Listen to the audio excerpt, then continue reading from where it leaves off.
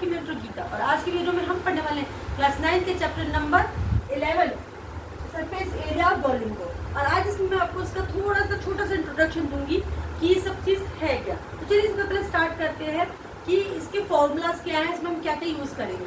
तो सबसे पहले जो शेप है वो क्यूबॉइड शेप है। आपने 8 तक जो पढ़ी थी वो सारी हमारी 2D शेप थी, जिसमें आपका स्क्वायर था, आपका रेक्टेंगल था, आपका ट्राइंगल था, आपका सर्कल था। लेकिन इस वाले चैप्टर में जो हम पढ़ेंगे वो सारी शेप्स कौन सी है, 3D शेप्स है।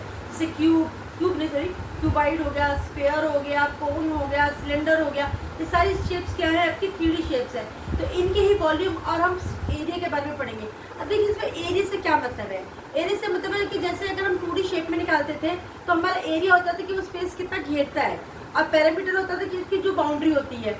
लेकिन 3D शेप में जो बाउंड्री के लिए चीज़ इस्तेमाल की जाती है वो हमारा एरिया कहलाता है। और एरिया भी हमारा दो तरीके का होता है, एक टोटल सरफेस एरिया, एक लेटरल या कर्व सरफेस एरिया। और जो आपका वॉल्यूम होता है इसमें वॉल्यूम के लिए जो यूज़ किया जाता है कि वॉल्यूम होता है कि कोई भी चीज़ कितनी जगह ऑक्यूपाइड करी, कितनी जगह घेर रही है। जैसे मान लीजिए क्यूबाइड मैंने शेप ली, क्यूबाइड में कौन सी शेप आ सकते हैं, जैसे क्यूबाइड में आ गया आपका ज्योमेट्री बॉक्स, मिठाई का डब्बा, ये सारी। अगर मैं इसकी सारी तरह की बाउंड्री बनाऊँ, यानी मैं अगर बोलती हूँ कि मिठाई के डब्बे को बनाने के लिए कितने मतलब कागज़ का या कितने कार्डबोर्ड का यूज़ हुआ, तो वो हमारा हो जाएगा एरिया। लेकिन अगर मैं बोलती हूँ कि उस मिठाई के डब्बे में कितनी स्वीट्स आ सकती हैं, तो क्या होगा कि कितनी कैपेसिटी उसकी, उसका वॉल्यूम कितना है।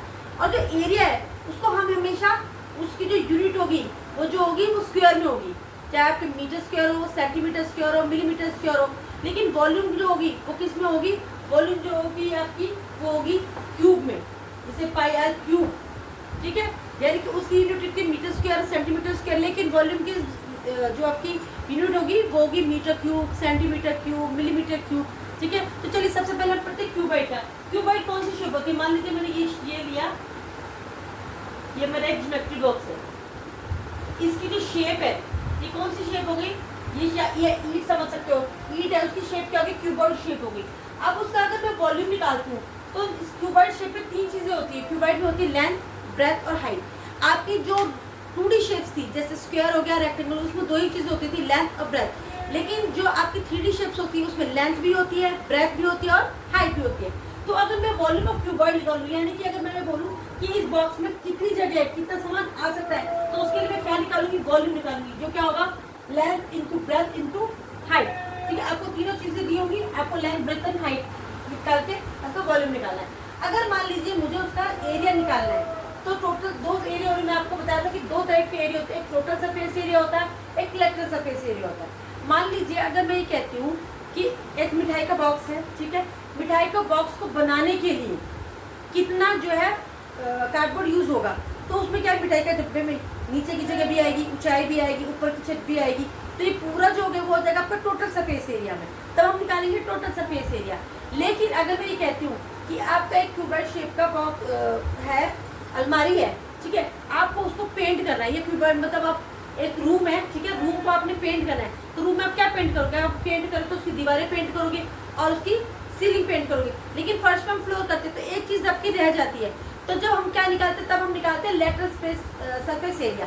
अगर हम टोटल सरफेस एरिया निकाल रहे हैं तो हम क्या फॉर्मूला लगाएंगे, 2 into L into B plus B into I, length multiply breadth plus breadth multiply height plus height multiply length. लेकिन अगर हम लेटरल सरफेस एरिया निकाल रहे हैं तो हम उसको क्या निकालेंगे, हम करेंगे 2 इंटू हाइट, और जो अगर मान लो सीलिंग का एरिया निकाल रहे तो सीलिंग कौन सी शेप हो गई, ये रेक्टेंगल शेप होगी, तो रेक्टेंगल का एरिया का था लेंथ इंटू ब्रेथ। अगर हम मान लीजिए टाइल्स लगा रहे हैं, दीवार पे भी टाइल्स लगा रहे हैं, फ्लोर पे भी टाइल्स लगा रहे हैं, तो टाइल का एरिया क्या होगा, लेंथ इंटू ब्रेथ। तो हम क्या कर देंगे, 2 into height into L plus breadth, यानी कि लेंथ प्लस ब्रेथ। अगर हमें डायगोनल्स दिए हैं क्यूबाइड के, तो उसको निकालने का फॉर्मूला क्या होगा, root L square plus B square plus H square, यानी लेंथ का स्क्वायर प्लस ब्रेथ का स्क्वायर प्लस हाइट का स्क्वायर।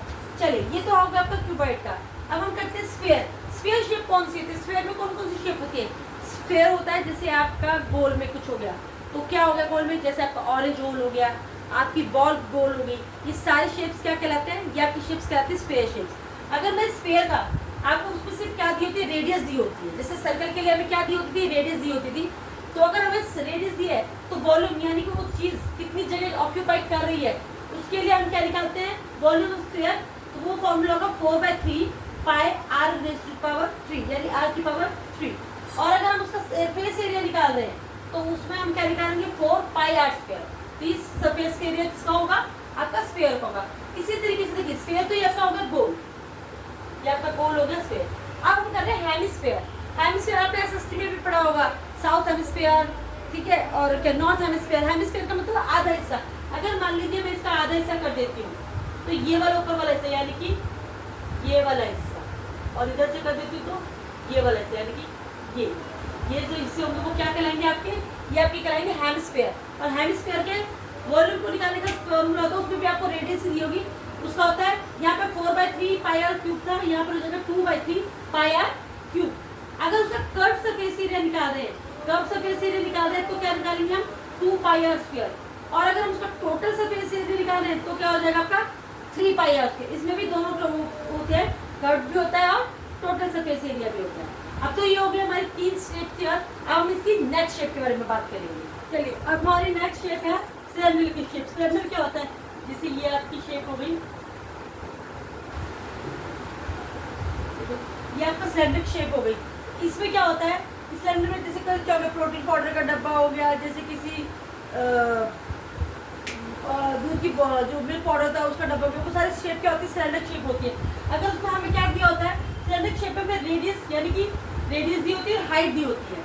अगर हमें इसका वॉल्यूम निकालना है कि इसमें कितना सामान आ सकता है, तो हम उसके लिए क्या निकालेंगे, वॉल्यूम ऑफ सिलेंडर, जो क्या होता है पाई r स्क्वायर h। पाई की वैल्यू हमेशा 22/7 ही यूज करेंगे। अगर आपको क्वेश्चन में नहीं दी गई है तो, अगर क्वेश्चन में दी गई है कि 3.14 यूज करनी है तब आप 3.14 यूज करेंगे, नहीं तो नॉर्मली हम हर क्वेश्चन में पाई की वैल्यू 22/7 ही यूज करेंगे। चलिए इसके बाद है curve surface area of cylinder. Curve surface area होता है जिसमें कि आपका क्या होता है, यह सिर्फ आधा ही निकाला जाता है कि हमारी ये तो नीचे का या ऊपर का हिस्से का निकालेंगे और हाइट का निकालेंगे, तब हम करेंगे 2 पाई r h फॉर्मूला यूज। अगर हम टोटल निकालते हैं कि ऊपर का भी नीचे का भी सही, जो ऊपर का सर्कल है नीचे का भी हाइट, तब हम क्या निकालते हैं 2 पाई r bracket r plus h। उसके बाद आ गया हमारा कोन। कौन सी शेप होती है, कोन हमारी ये शेप होती है जिसमें क्या होती है, आइसक्रीम कोन आ गया। जैसे अगर हम टेंट लगाते हैं, टेंट भी क्या होता है, कोन शेप का होता है। अगर हम मान लीजिए कोई जो बर्थडे कैप होती है वो भी आपकी कौन सी शेप की होती है, वो कोन शेप की होती है। तब अगर हम उसको वॉल्यूम निकालेंगे तो उसका वॉल्यूम का फॉर्मूला होता है 1/3 ऑफ, ठीक है, 1/3 ऑफ पूरा जो कोन होता है उसका, तो 1/3 पाई r square h formula. H वहाँ पर क्या हो गया, जो ये आपकी हाइट हो गई, इसको हम बोलते हैं स्लैंटिंग हाइट। स्लैंटिंग हाइट, ठीक है, क्योंकि क्या है ये सीधी नहीं है, क्या है टेढ़ी है, इसको हम बोलेंगे स्लैंटिंग हाइट। फिर अगर हमसे कर्व सरफेस एरिया कोन निकालना है तो हम क्या यूज करेंगे पाई r l, यानी कि ये और l यूज करेंगे, हाइट यूज करेंगे। लेकिन अगर हमें टोटल निकालना है कि इसके अंदर ये भी और ये भी, तो हम क्या यूज करेंगे पाई r l प्लस r, तभी हमारा फॉर्मूला।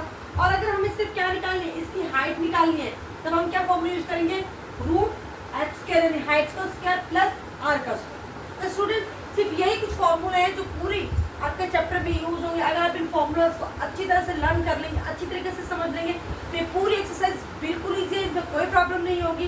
तो चलिए ये मैंने वीडियो और आपका जो फॉर्मूला की वीडियो इंट्रोडक्शन थी वो मैं आपको पूरी कंप्लीट करा दी है। नेक्स्ट वीडियो में मैं मिलूंगी आपको इसके एक्सरसाइज के साथ। तब तक के लिए अगर आपको मेरी वीडियो अच्छी लगती है तो इसे लाइक करें, शेयर करें, सब्सक्राइब करना तो बिल्कुल न भूलें। Bye bye.